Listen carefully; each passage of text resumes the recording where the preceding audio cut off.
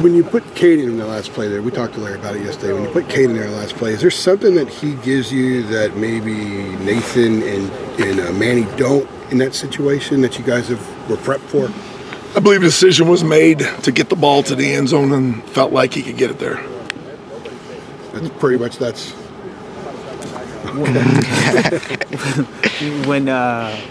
when you all were having summer camp, why was he ahead of other guys? Who? Cade. Why was he ahead of other guys? What did he do during that summer? He really didn't move ahead till we got through camp, and the things he did is he has an advanced knowledge of the passing game. Part of that's where he came from in his high school and what they asked him to do. So he was more advanced than a lot of freshmen as far as reading defenses. He has unbelievable arm talent. We know that. He probably struggled a little bit more with some of the athletic stuff we asked him to do. Not, we don't need to ask him to run a bunch, but just some of the things.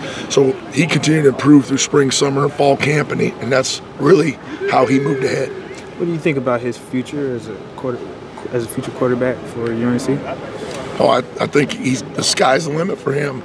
I think there's those two kids, him and Jace, both showed that it's not too big for them. They can compete, and I think it's going to be great competition, and that's only going to make you better. You guys had a 7-possession stretch in the middle of the game when you got like 23 yards, but before that and after that, you moved the ball seemingly at will. Nathan was completing passes. You guys were running. What was the difference in the middle there that they did maybe or you guys weren't doing that was different when you were moving the ball? Well, there's always some execution issues. There was about 4 series there where there were some things that happened on third down that weren't reflective of the offense and defense that we ended up having to punt. That made it kind of tough.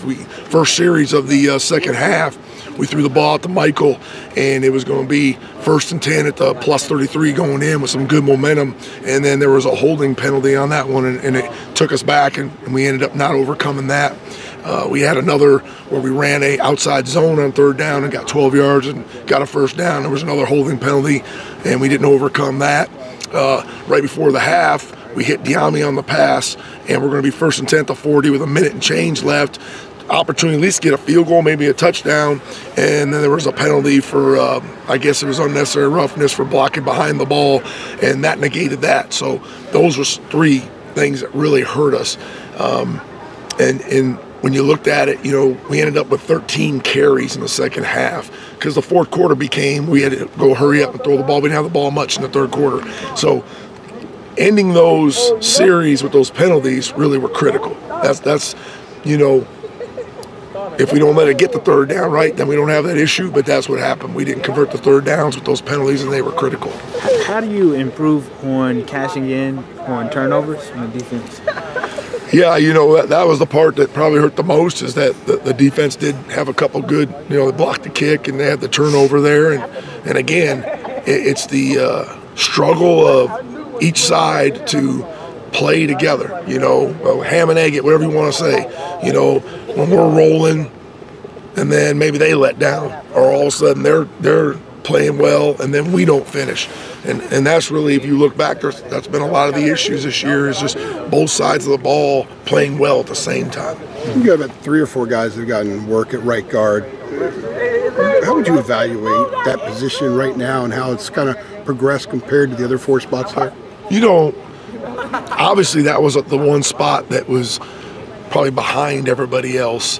And I think you take a guy like Billy Ross, and he's improved. If you look at his film from the first game to this last game, he really has improved a lot, especially in his pass protection.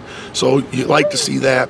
Marcus McKeithen was going to be the starter, and so now he's back. But, he's been out for so long.